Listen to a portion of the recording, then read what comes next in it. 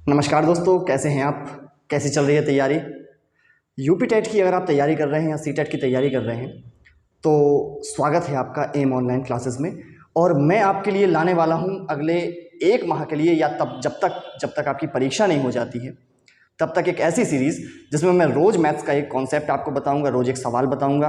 देखिए, आप तैयारी लगातार कर रहे होंगे, लेकिन एक सवाल मेरे साथ लगाते रहिए, बहुत मज़ा आने वाला है आपको।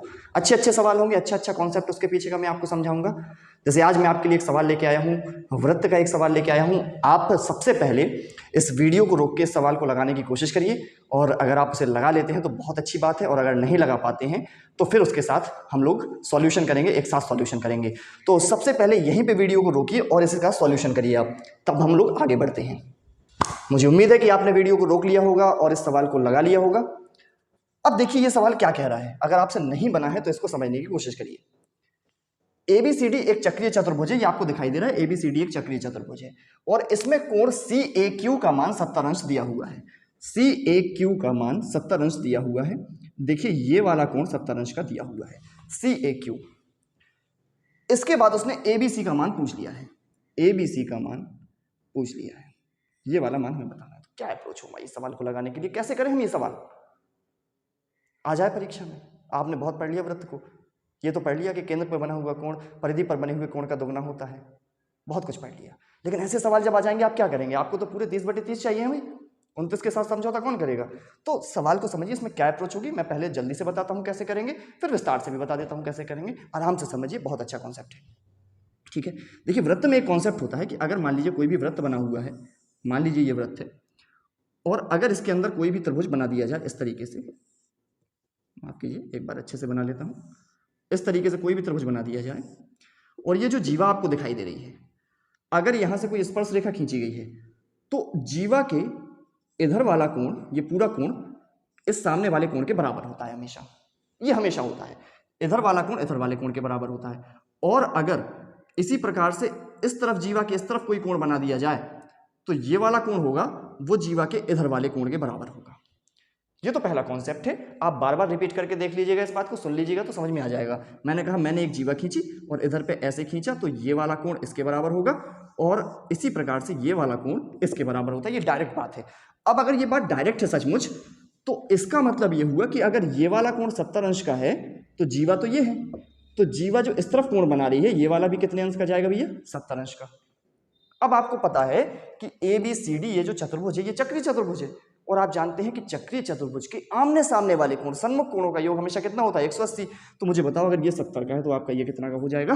110 का। 180 में से आप 70 घटा देंगे, 110 के अलावा और कुछ आ नहीं सकता है। ये इसका उत्तर हो जाएगा। ये डायरेक्ट बात है, बिल्कुल आपको सीखना पड़ेगी।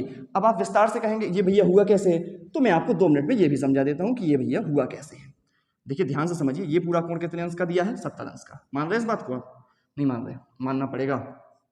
अब देखिए थोड़ी देर के लिए ये वृत्त का केंद्र है, ठीक है, केंद्र यहाँ पे है।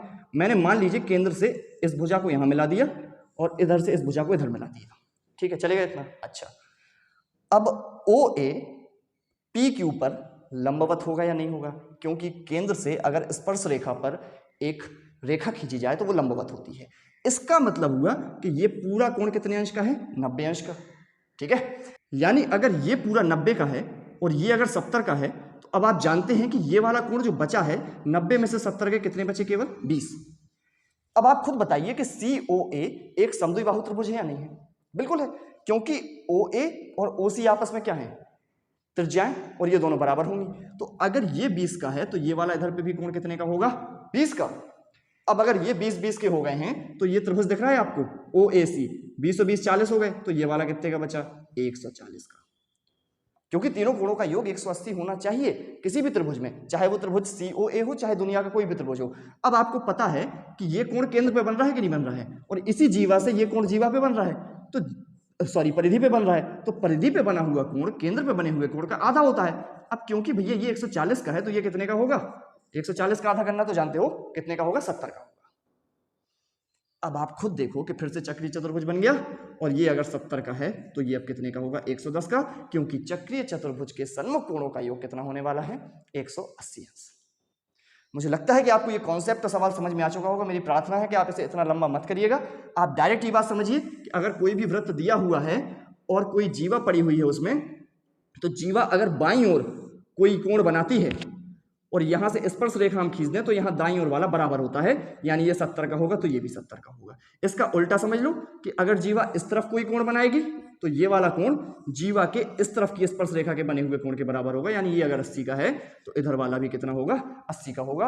अगर ये डायरेक्ट कॉन्सेप्ट आप समझ रहे हो तो इस क्वेश्चन में अप्लाई कर सकते थे कि ये 70 तो ये 70 और ये 70 तो 110। ऐसा डायरेक्ट क्वेश्चन यूपीटीईटी में आ जाता है, आ चुका है। प्राइमरी में भी आ सकता है, जूनियर में भी। सवाल लगाते रहिए, कठिन सवालों को भी लगाते रहिए, सरल सवालों को भी लगाते रहिए, और जब तक आपकी परीक्षा नहीं हो जाती है इस तरह के कॉन्सेप्ट मेरी तरफ से आपको रोज मिलते रहेंगे, ये मेरा वादा है आपसे।